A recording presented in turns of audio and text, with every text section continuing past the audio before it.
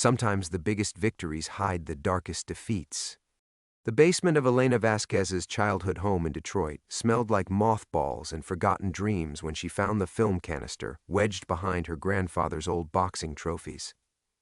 3 days after his funeral, she was supposed to be sorting through decades of accumulated memories, not discovering what appeared to be impossible footage of the most controversial 3 seconds in boxing history.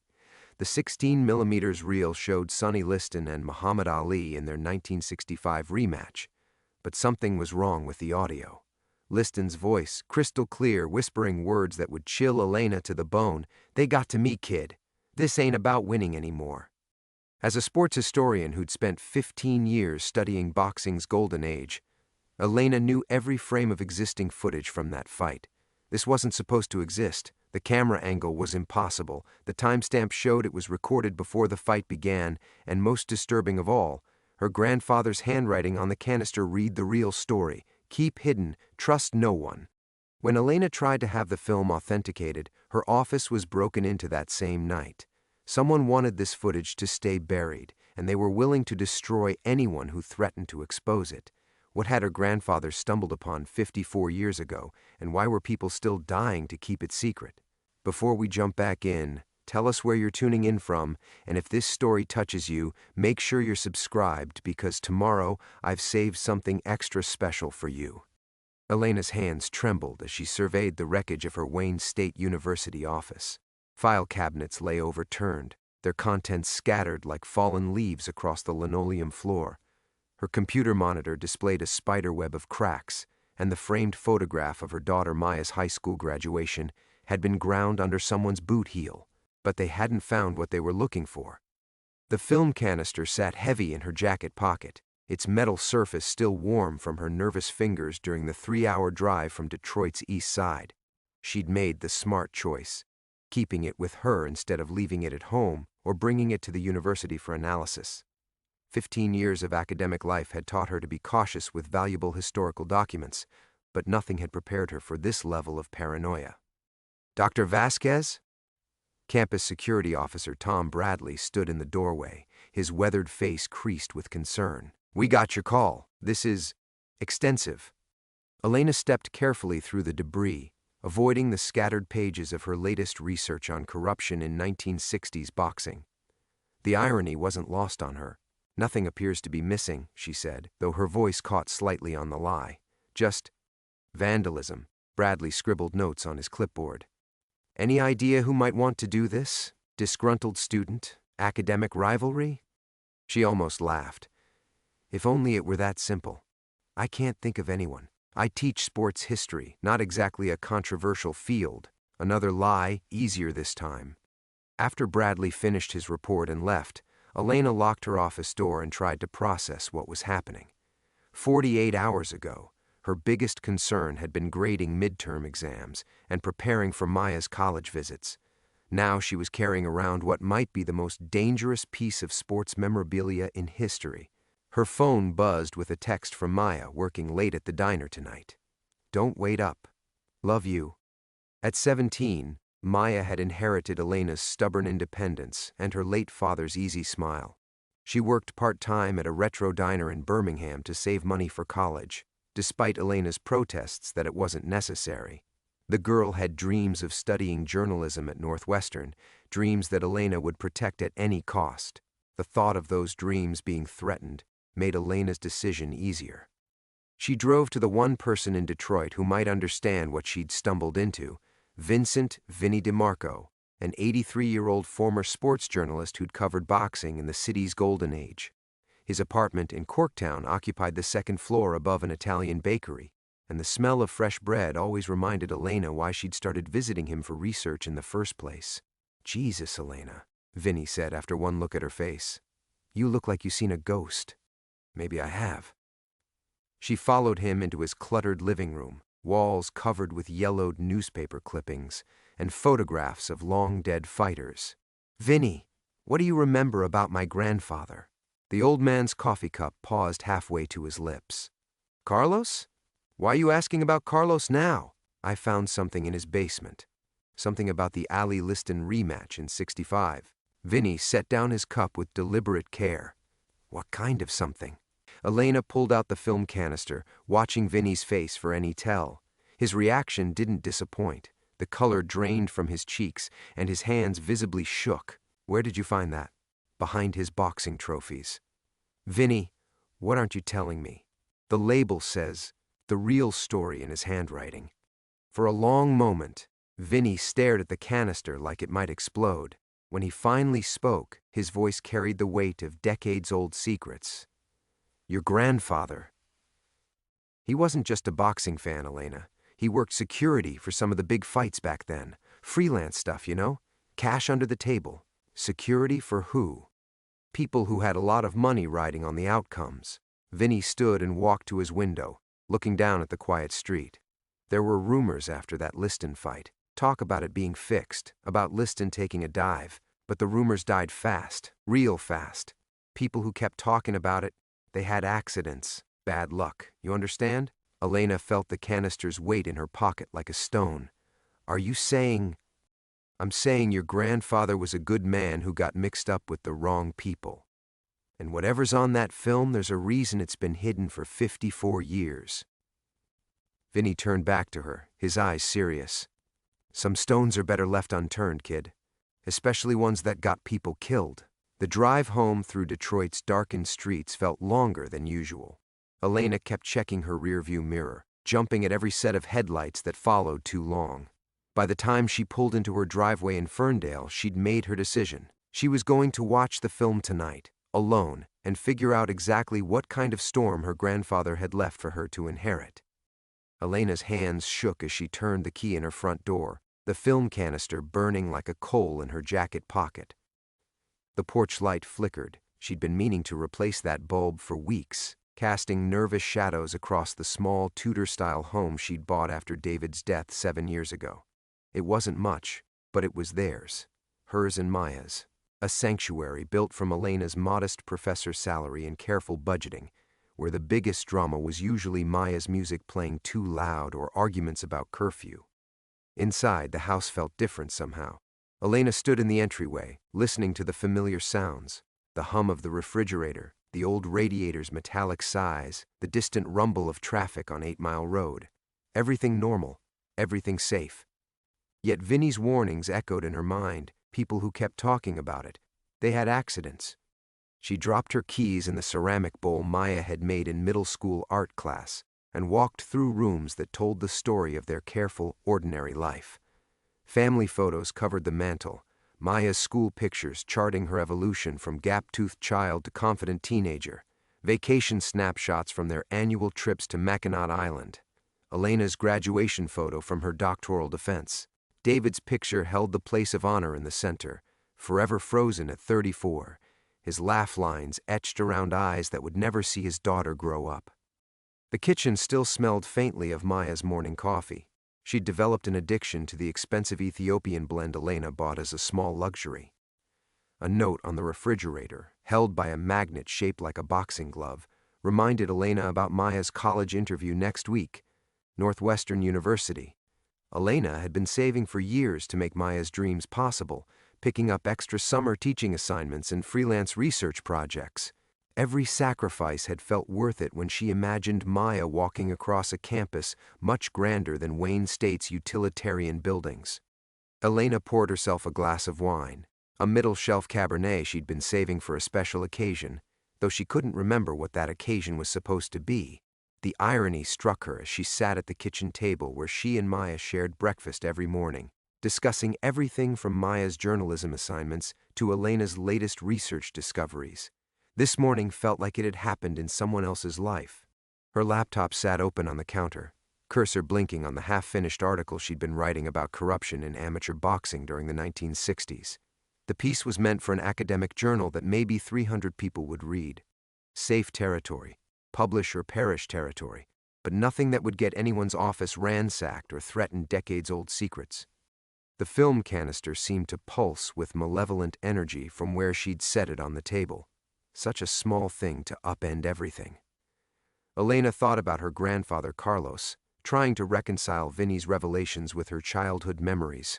She remembered him as a gentle man who taught her to wrap her hands properly for boxing practice, who never missed her amateur fights, who made her promise to use her education to tell the truth about things that matter. She'd thought he meant academic truth, careful research, peer review, footnoted revelations about sports history that mattered to no one but other professors. Maya's key turned in the front door just after 10 o'clock, followed by the familiar sounds of her daughter arriving home, backpack hitting the floor, keys joining Elena's in the ceramic bowl, the refrigerator opening as Maya inevitably searched for a snack despite working at a diner. "Mom?" Maya appeared in the kitchen doorway, still wearing her server's uniform, dark hair pulled back in the practical ponytail she wore for work. At 17, she looked so much like David that Elena sometimes caught her breath. But Maya had inherited Elena's restless intelligence, always pushing, always questioning. "You okay? You look weird." "Just tired." Elena forced a smile, sliding the film canister behind her laptop with what she hoped was casual discretion. "How was work?" "Same as always. Mr. Patterson asked me to work extra shifts next week to save for Northwestern, but I told him I can't miss my interview prep sessions." Maya grabbed an apple and settled into the chair across from Elena. "Speaking of which, did you finish reading my practice essays?" Elena's stomach clenched. The essays were in her office, buried somewhere in the debris of her ransacked files. "I'll get to them this weekend, sweetheart, promise." They talked for another 20 minutes about safe things, Maya's AP history test, plans for Thanksgiving, whether Elena would finally accept Professor Morrison's persistent invitations to department social events. Normal mother-daughter conversation, but Elena found herself memorizing Maya's laugh, the way she gestured with her hands when excited, the determined set of her jaw when she talked about her future. After Maya went upstairs to study, Elena sat alone with the canister and her wine, torn between curiosity and terror. Everything she'd built, this house, Maya's future, her carefully constructed academic career, felt suddenly fragile. One film reel, one glimpse into her grandfather's buried secrets, and it could all disappear. But the need to know burned stronger than fear. Elena pulled the film canister from behind her laptop, its metal surface cold against her palms. The kitchen felt too exposed suddenly, too vulnerable with its large windows facing the street. She gathered the canister, her wine, and her laptop, retreating to the basement where she'd first discovered her grandfather's secrets 2 days ago. The basement smelled of must and old wood, familiar scents that had once brought comfort. Now they felt oppressive. She moved past the boxing trophies and memorabilia, setting up her laptop on the workbench beneath the single hanging light bulb. Her grandfather's old film projector sat in the corner, shrouded in dust, but Elena had brought a portable 16mm scanner she'd borrowed from the university's media lab months ago for a different project. At the time, she'd been digitizing old footage of Detroit's amateur boxing scene for her research. Such innocent work. The scanner hummed to life, its LED display casting an eerie blue glow in the dim basement.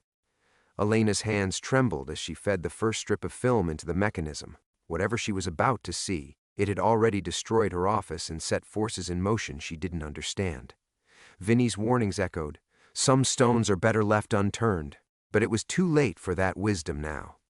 The first images flickered onto her laptop screen. Grainy black and white footage of a boxing arena. The quality was poor, typical of amateur recordings from the 1960s, but Elena recognized the venue immediately, St. Nicholas Arena in New York, though something felt wrong about the perspective. The camera angle showed a view from an impossible vantage point, as if the cameraman had been suspended above the crowd. Elena's breath caught as familiar figures came into focus. Muhammad Ali, then still radiating the confidence that had made him famous, shadowboxing in his corner. And across the ring, Sonny Liston, the former champion whose mysterious knockout in their first fight had already sparked controversy. But this was their rematch, May 25, 1965. The fight that would be remembered for the phantom punch that knocked Liston down so quickly, most spectators missed it entirely. She fast-forwarded through crowd shots and pre-fight preparations, searching for whatever her grandfather had thought important enough to hide for 54 years. The timestamp in the corner made her pause, 10:19 p.m. She pulled up her research files, cross-referencing with newspaper accounts. The fight had officially begun at 10:22 p.m. This footage was recorded 3 minutes before the actual fight started. Elena's wine sat forgotten as she watched events that shouldn't exist. The film showed both fighters receiving last-minute instructions from their corners, but the audio, surprisingly clear for such old equipment, captured something impossible. Liston's voice, barely a whisper as he leaned towards someone just outside the camera's range. The fix is deeper than anyone knows. They're not just buying the fight, they're buying the whole goddamn story.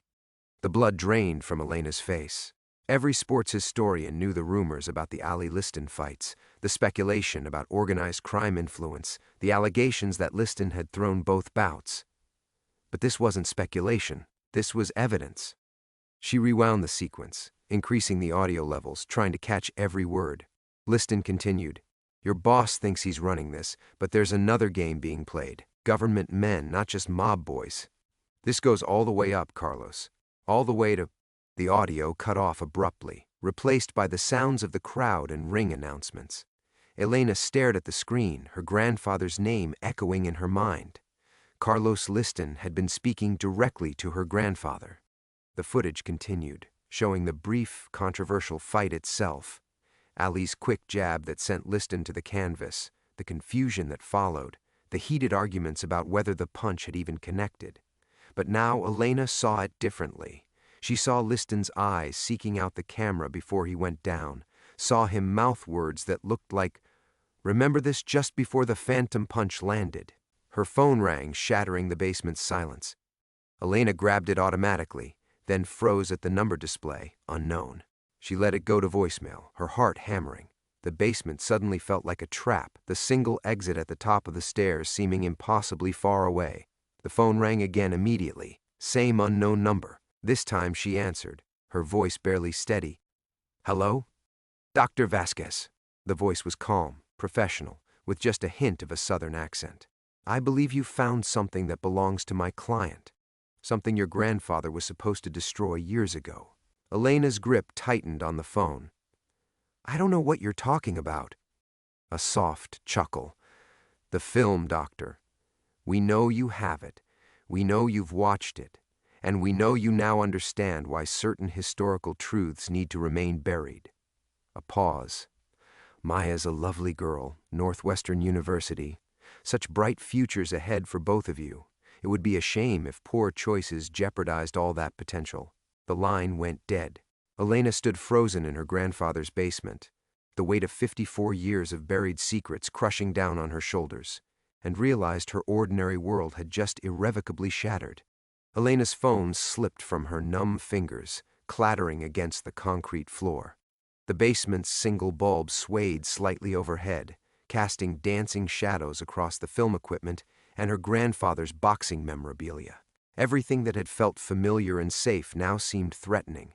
The dark corners where anyone could hide, the narrow stairs that represented her only escape route, the windows at ground level that anyone could peer through. "Maya's a lovely girl." The words echoed in Elena's mind like a death knell. She pressed her back against the workbench, laptop screen still glowing with frozen images of Sonny Liston's knowing eyes.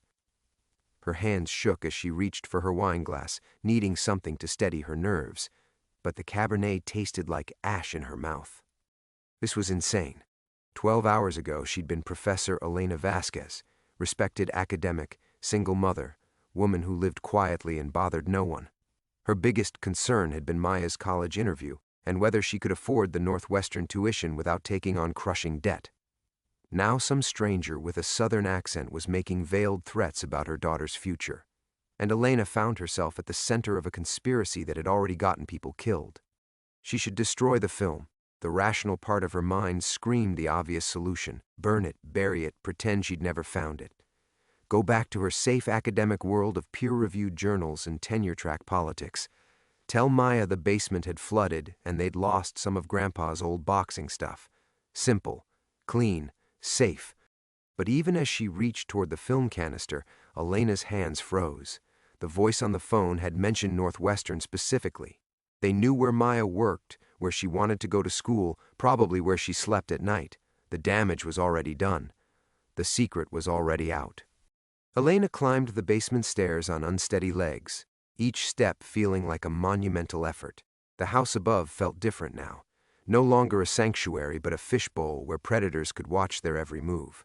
She checked the front door locks, tested the security chain, peered through the blinds at the quiet suburban street. Nothing looked out of place, but every shadow could hide a threat. Upstairs, Maya's bedroom light was still on, the faint sound of music leaking from beneath her door. Elena stood in the hallway, paralyzed by the weight of impossible choices.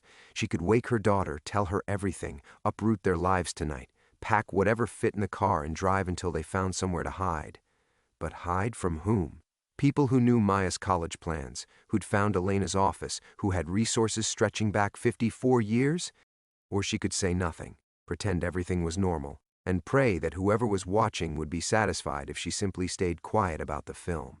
But Elena knew too much about history to believe in such simple solutions. Secrets like this didn't stay buried because people were reasonable. They stayed buried because people who threatened to expose them disappeared.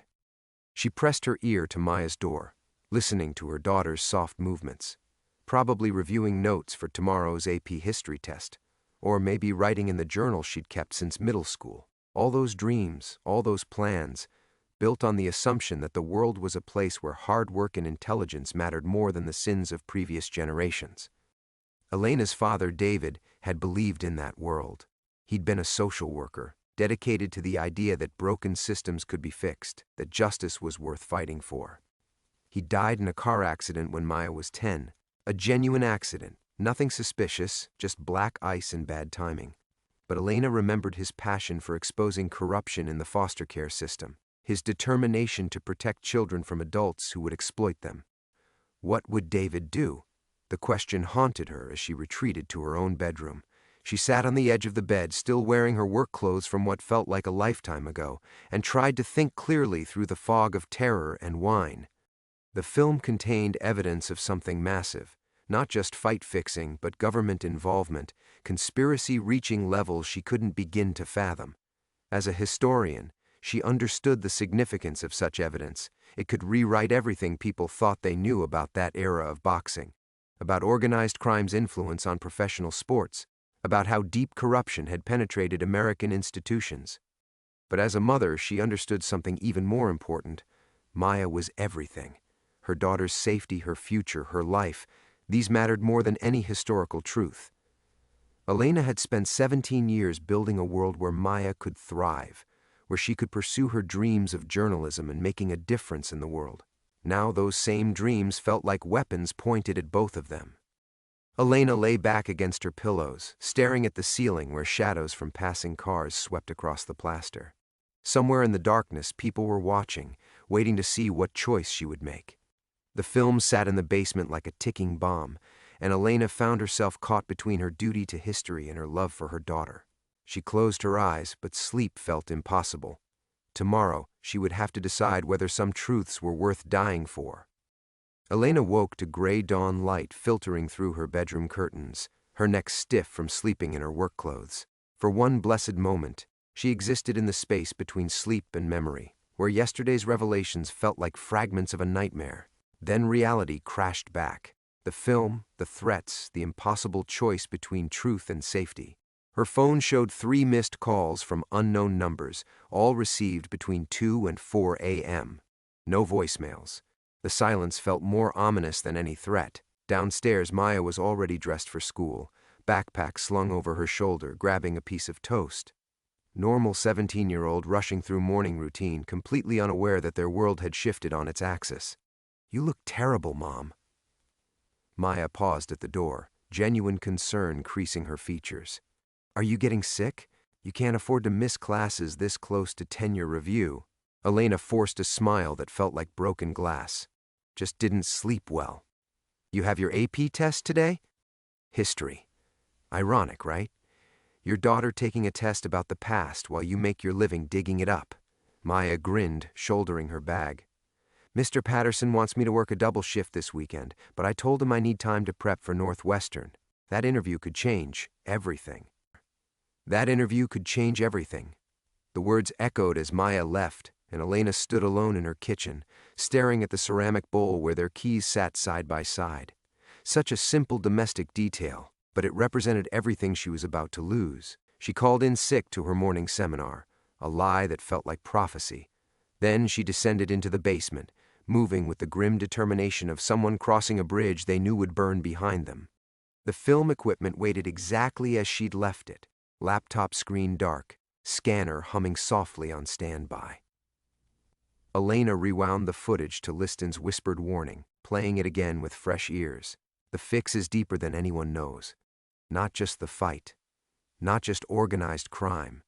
Government involvement stretching back decades, secrets worth killing for even 54 years later. Her grandfather Carlos had been there, had filmed it, had hidden the evidence instead of destroying it, passing along a burden he couldn't bring himself to eliminate entirely. Elena understood why now. This wasn't just sports history. It was evidence of how thoroughly corruption had infiltrated American institutions in the 1960s. The fight that made Muhammad Ali a legend was built on lies that reached the highest levels of power. People had died to keep this secret. More people would die if necessary. But they'd made one crucial mistake. They'd threatened Maya. Elena picked up her phone and scrolled through her contacts until she found the number she needed. Professor Sarah Chen at Northwestern University's journalism school, a former investigative reporter who'd left newspapers for academia after one too many stories killed by powerful interests. They'd met at conferences, bonded over shared frustrations with institutional cowardice. Sarah? It's Elena Vasquez from Wayne State. I need a favor, and it might be dangerous. Jesus, Elena, it's 7 a.m. What kind of favor requires a disclaimer about danger? Elena took a deep breath, feeling the ground shift beneath her feet.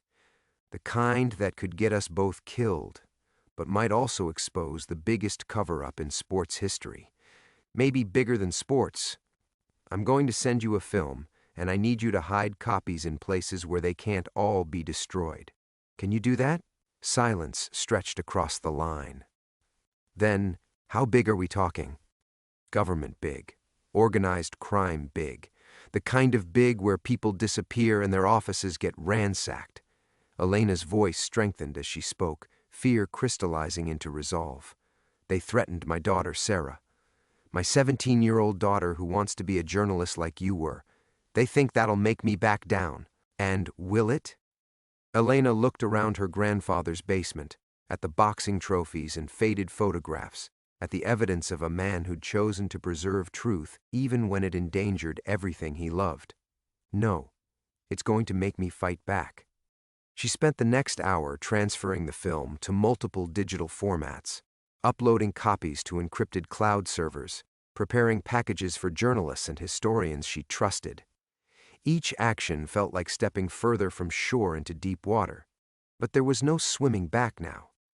By the time Maya's school day started, Elena had crossed every line that separated her old life from whatever came next. She'd contacted 3 investigative journalists, 2 documentary filmmakers, and a former FBI agent who specialized in historical cover-ups. The story would break within days, regardless of what happened to her. Elena climbed the basement stairs one final time, leaving behind the safety of academic obscurity and entering a world where truth was a weapon and knowledge could kill. Her phone buzzed with another unknown number, but this time she answered without hesitation. Dr. Vasquez, came the familiar southern accent. I trust you've reconsidered. Actually, Elena interrupted, her voice steady as stone. I've just declared war. The silence that followed Elena's declaration stretched like a held breath. She could almost feel the man on the other end recalibrating, his careful southern politeness giving way to something sharper. Dr. Vasquez, he said finally, each word precise as a scalpel. You seem to misunderstand the nature of your situation. This isn't a negotiation. This isn't a game where academic tenure protects you from consequences. You've stumbled into something that has been carefully managed for over 50 years, and your enthusiasm threatens arrangements that powerful people consider sacrosanct. Elena walked to her living room window, peering through the blinds at the quiet Detroit street. A black sedan sat parked across from her house. Had it been there this morning? Let me explain something to you, she said, surprised by her own calm. I'm a historian. I know how these stories end. I know what happens to people who try to handle dangerous knowledge alone, so I didn't. The pause this time felt different, uncertain. The film is already uploaded to servers in 6 different countries, Elena continued. Sarah Chen at Northwestern has copies. So does Marcus Williams at the Washington Post, Janet Rodriguez at the Chicago Tribune, and Tom Bradley. You might know Tom. He's the former FBI agent who exposed the surveillance program in Philadelphia. By this afternoon, documentary filmmaker Patricia Stone will have copies. And by tonight, so will 3 different historical societies. You're bluffing. Try me. Your people ransacked my office yesterday, right? Check my computer records, track my calls. You'll find I've been very busy since our last conversation. Elena's voice hardened. You made one critical mistake. You threatened my daughter. That changed this from a problem I might walk away from to a war I'll fight until one of us is dead. The line went quiet long enough that Elena wondered if he'd hung up. When the voice returned, the southern accent had evaporated entirely, replaced by something colder. Dr. Vasquez, you have no idea what you're dealing with. This conspiracy has survived the Kennedy assassination, Watergate, 9/11, and dozens of other potential exposures. It has resources you cannot imagine and patience measured in decades. Your grandfather learned that. He chose to hide the evidence rather than use it. He chose to live. My grandfather was protecting his family in a different time, Elena shot back. But you just told me something interesting. This conspiracy has survived all those other exposures, which means it's vulnerable, which means you're scared. She heard what sounded like papers rustling, perhaps someone else entering the room where the call was being made. When the voice returned, it carried a new note of urgency. Dr. Vasquez, I'm authorized to make you an offer. Full tenure at any university you choose. A research grant of $5 million. Complete anonymity for your daughter. New identities, if necessary. All we need is your cooperation in containing this situation. Elena almost laughed. You're offering me the academic equivalent of witness protection? That's not an offer, that's proof that you're panicking. The film shows government involvement in fixing the most famous boxing match of the 1960s. What else were they fixing? What else were they covering up? This isn't just about sports, is it? The silence stretched longer this time. Elena could hear muffled conversation in the background, heated whispers she couldn't quite make out. When the voice returned, all pretense of negotiation had vanished. You have 48 hours to recall those files and convince your contacts that the evidence is fabricated. 48 hours to demonstrate that you understand the difference between academic curiosity and survival instinct. After that, we stop asking nicely. And what happens to Maya? That depends entirely on your choices, Doctor. The line went dead. Elena set the phone down with hands that barely trembled. Through the window, the black sedan remained parked across the street, its tinted windows reflecting the gray morning sky like dead eyes. She pulled out her laptop and opened her email, scrolling through the responses already arriving from her contacts. Sarah Chen had replied within minutes. Holy shit, Elena. This is bigger than Watergate. I've got the footage in 3 secure locations and I'm calling in every favor I have. Stay safe. Marcus Williams from the Post was more cautious but interested. Need to authenticate this before we move. But if it's genuine, we're looking at front-page material. Can you provide documentation of the chain of custody? Tom Bradley's response chilled her. Elena, you need protection now.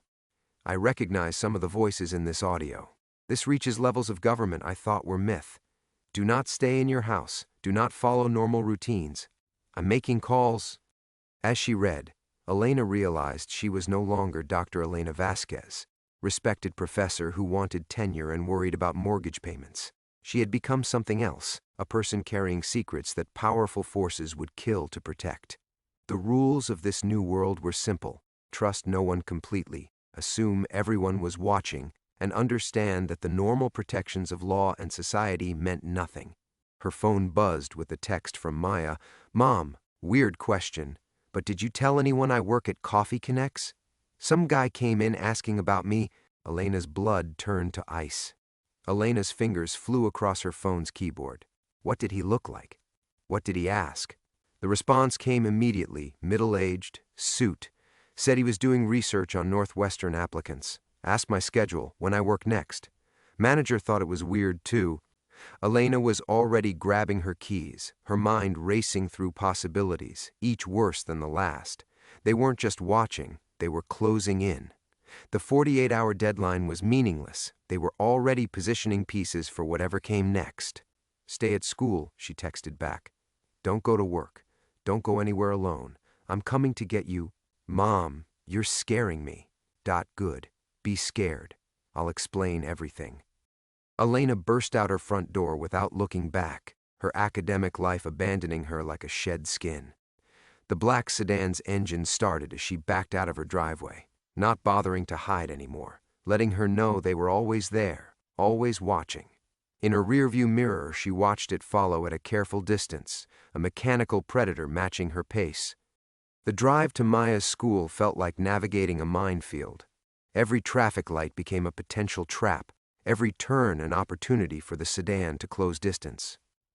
Elena's mind churned through escape routes, safe houses, people who might help, but the conspiracy's reach remained unknowable.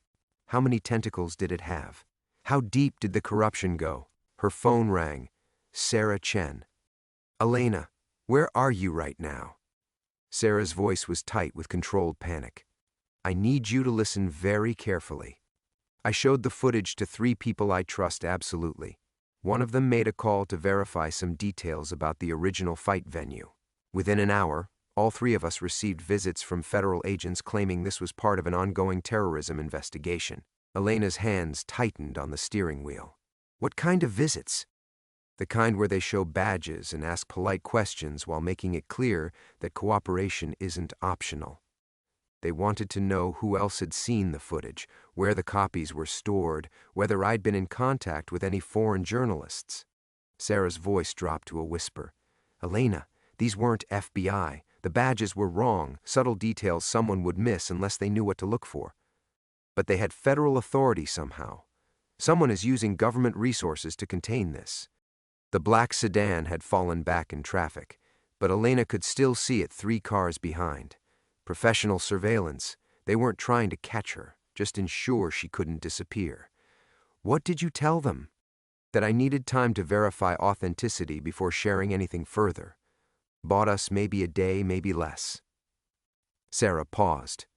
Elena, I've covered stories about government overreach, organized crime, international conspiracies. I've never seen anything mobilize this fast or this comprehensively. Whatever your grandfather filmed, it threatens something still active, still protected at the highest levels. Elena turned into the parking lot of Maya's high school, scanning for threats among the clusters of teenagers and faculty cars. Normal life continuing obliviously while her world collapsed. I'm getting Maya. Then we're disappearing until this story breaks. Where will you go? I don't know yet. Elena spotted Maya near the main entrance, backpack slung over her shoulder, checking her phone anxiously. Sarah, if something happens to us, nothing's happening to you.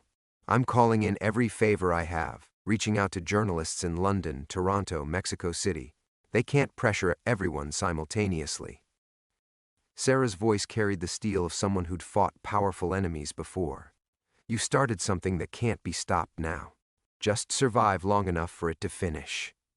Elena parked and walked quickly toward her daughter, hyper-aware of sightlines, exits, potential cover. The black sedan had pulled into a spot near the school's main road, close enough to follow when they left, far enough to avoid drawing attention from school security. Maya looked up as Elena approached, her expression shifting from confusion to genuine fear as she read her mother's face. Mom? What's going on? Elena reached her daughter and kept walking, guiding Maya toward the car with gentle but insistent pressure. Remember all those times I told you about Grandpa Carlos? About how he used to say some fights were bigger than boxing? Yeah, but we're in one of those fights now. Elena opened the passenger door, scanning the parking lot one final time. And the people we're fighting have been winning for 54 years. As they drove away from the school, Elena watched Maya process this new reality, the slow realization that their comfortable suburban life had been built on foundations of sand, that history wasn't something safely confined to textbooks, that the past could reach across decades with bloody fingers. The black sedan followed at its careful distance, patient as cancer. "Mom," Maya said quietly, "what did Grandpa Carlos do?" Elena took a deep breath, feeling the last bridges to their old life burning behind them. "He told the truth. And now we have to decide whether we're brave enough to finish what he started." The highway stretched ahead like a question mark, each mile marker bringing them deeper into uncertainty. Elena kept checking the rearview mirror. The black sedan maintained its careful distance, professional and patient. Maya sat rigid beside her, phone clutched in white-knuckled hands. "Where are we going?" Maya asked for the third time. Elena didn't answer because she didn't know. Every safe harbor she could think of felt compromised. Her sister in Grand Rapids, too obvious. Her colleague at Michigan State, potentially monitored. The motel chains would require credit cards, creating digital breadcrumbs. Even her childhood friend in Cleveland felt too close to the epicenter of whatever was hunting them. Her phone buzzed with another unknown number. Elena almost ignored it, then realized silence might be more dangerous than engagement. "Dr. Vasquez." The voice was different this time. Younger, urgent, without the calculated menace of the Southern accent. "My name is David Park. I work for Tom Bradley. He sent me to find you. How do I know you're legitimate?"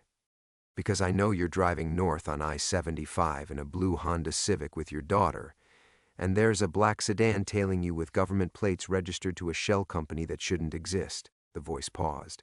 "And because in approximately 3 minutes that sedan is going to be joined by 2 others. They're not planning to follow anymore." Elena's blood went cold. "What do you mean?" "They're going to box you in and force you off the highway. Make it look like an accident. Your car will go off the road, catch fire, and 2 more victims of dangerous winter driving conditions will disappear into the statistics." David's voice carried the flat certainty of someone reading from surveillance reports. "Take the next exit, Dixie Highway. There's a gas station half a mile down. I'm waiting there in a red pickup truck." Maya was staring at her now, picking up enough of the conversation to understand they were in immediate danger. Elena checked the mirror again. Still just the one sedan, but the highway stretched empty ahead and behind them. Perfect conditions for an orchestrated accident. "How do I know this isn't part of their trap?" "Because Tom Bradley says to tell you that your grandfather wasn't the only one who filmed that fight. There were 3 cameras that night. Yours shows what happened in the ring. The other 2 show who ordered it to happen." Elena's hands trembled on the steering wheel. More evidence, more dangerous secrets. The conspiracy wasn't just covering up one fixed fight. It was protecting an entire network of corruption that stretched back decades and apparently forward to the present day. "Mom," Maya's voice was barely a whisper, "there are more cars." Elena looked up to see 2 additional black vehicles approaching from ahead, moving against traffic in the emergency lane. The trap was closing with mechanical precision, 3 points of a triangle that would leave them nowhere to run. The Dixie Highway exit loomed ahead, their only chance. Elena yanked the wheel right, tires squealing as they shot down the off-ramp faster than the Honda was designed to handle. Behind them, she heard the roar of engines as all 3 sedans committed to pursuit, their careful surveillance blown in favor of direct action. The gas station appeared ahead, an oasis of fluorescent light in the gathering dusk. Elena spotted the red pickup immediately, David Park leaning against its hood, baseball cap pulled low, scanning the road with professional alertness. She skidded into the parking lot just as the first black sedan rounded the curve behind them. David was already moving, pulling open Maya's door before the Honda fully stopped. "Leave everything except what you can carry," he commanded. "Phones, purse, anything with GPS or electronic tracking. We have 30 seconds. Elena grabbed her laptop bag and the thumb drive containing backup copies of the film. Maya clutched her backpack, eyes wide with terror but moving fast. They transferred to the pickup just as the 3 sedans arrived, boxing in Elena's abandoned Honda like they'd planned to box her in on the highway. David gunned the engine, taking them out the back exit as men in dark suits emerged from the sedans. In the side mirror, Elena watched them swarm her car, searching for evidence she no longer carried. "Where are we going?" she asked. "Somewhere they can't follow. Somewhere off the grid." David's hands were steady on the wheel, his voice calm despite the chaos they'd just escaped. Tom Bradley has been preparing for this day since he first heard rumors about the Sonny Liston conspiracy 15 years ago. He knew eventually someone would find evidence too dangerous to suppress quietly.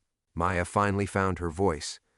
"Who are you people? What is this really about?"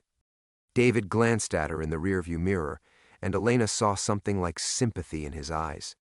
"Your grandfather filmed the moment American democracy started eating itself from the inside. Everything since then, every war, every scandal, every cover-up, has been downstream from the people who fixed that fight. They're not just protecting a secret, they're protecting a system." The pickup truck disappeared into the Detroit night, carrying them toward whatever came after the old world ended. The safe house turned out to be a converted auto shop in Detroit's Corktown district, its windows painted black and its steel doors unmarked. Tom Bradley emerged from the shadows as David's pickup pulled into the loading bay. A man in his 60s with silver hair and the careful movements of someone who'd spent decades looking over his shoulder. "Dr. Vasquez." His handshake was firm, his eyes kind but haunted. "I'm sorry it came to this. Your grandfather would have understood." Elena found herself in a sparse room filled with whiteboards covered in photographs, documents, and red string connecting names and dates spanning 60 years. The Sonny Liston fight sat at the center like a spider in a web, threads radiating outward to Vietnam, Watergate, Iran-Contra, 9/11, and dozens of smaller scandals she'd never heard of. "This is what we're really dealing with," Tom said, gesturing to the conspiracy map. "Your film isn't just evidence of a fixed fight, it's proof that a shadow network has been manipulating American history since the 1960s. Boxing was just their first successful test." Maya stared at the wall in horrified fascination. "These people killed President Kennedy?" "No, but they learned from the people who did. They perfected the art of hiding in plain sight, of using legitimate government resources to protect illegitimate activities." Tom pointed to a cluster of photos from the original fight. "Your grandfather captured audio of the moment they gave Liston his final instructions. But more than that, the camera angle shows 3 men in the background who weren't supposed to exist." Elena studied the enhanced stills David had prepared. In the grainy background, barely visible behind the crowd, stood figures she hadn't noticed before. "Who are they?" The one on the left became a Supreme Court justice in 1971. The middle one ran the CIA from 1976 to 1981. The one on the right controls a media empire worth $40 billion. Tom's voice carried the weight of revelations that had cost him his career and nearly his life. They weren't just fixing a boxing match. They were testing whether they could manufacture any reality they chose. Elena felt the room spinning slightly. The scope of what they faced was beyond anything she'd imagined. "We need to release everything immediately. Flood every media outlet simultaneously." "That was the plan," David said quietly from his position by the window. "Until an hour ago." Tom's expression darkened. "Sarah Chen is dead, Elena. Car accident on her way home from the television station where she was scheduled to appear tonight. Her car went off a bridge, caught fire. Very thorough." The words hit Elena like a physical blow. Sarah, brilliant, fearless Sarah who'd fought corruption her entire career, reduced to another convenient accident. Maya reached for her mother's hand, both of them understanding that they were staring into an abyss that swallowed anyone who challenged it. "The other journalists?" Elena asked, though she dreaded the answer. Marcus Williams received a federal subpoena claiming his sources were connected to terrorism. The judge sealed all his materials pending a national security review that could last years. Tom moved to another section of the wall, covered with newspaper clippings about mysterious deaths and convenient accidents. The documentarian in London had her studio raided by tax authorities. The historian in Mexico City was arrested on drug charges that everyone knows are fabricated. Elena sank into a folding chair, the magnitude of their isolation crushing down on her. They neutralized everyone in one day? "This is what 60 years of practice looks like," Tom said gently. "They don't just have power, they have systems, protocols, networks of people who follow orders without understanding the larger picture." David's voice cut through their despair. We have company. Through the painted windows, Elena could see the reflection of headlights, multiple vehicles surrounding the building with surgical precision. The trap they thought they'd escaped was closing again, tighter this time. The drives, Elena said, pulling the backup thumb drive from her laptop bag. Everything's on here. Tom took it from her hands, but his expression held no hope. Elena, they don't need to destroy the evidence anymore. They just need to destroy us. Without credible witnesses, without media allies, the film becomes another internet conspiracy theory, fake news, digital manipulation. The sound of vehicles stopping outside was followed by the mechanical click of doors slamming in unison. Professional. Final. Maya gripped Elena's arm. "Mom, I'm scared." Elena pulled her daughter close, feeling the weight of her grandfather's legacy crushing them both. Carlos had hidden the truth to protect his family, but his silence had allowed the cancer to metastasize. Now Elena's attempt to expose it had achieved nothing except painting targets on everyone she loved. "Dr. Vasquez," a familiar southern voice called through a bullhorn outside. "We know you're in there. This ends tonight, one way or another." The lights went out. Emergency lighting bathed everything in hellish red. Elena realized with crystalline clarity that she had failed completely. Failed Sarah, failed Maya, failed the memory of her grandfather who tried to warn her that some truths were too dangerous for ordinary people to carry. The darkness pressed in like a living thing, and Elena understood that they were about to disappear into the same void that had swallowed every other threat to the conspiracy's 60-year reign. All seemed lost.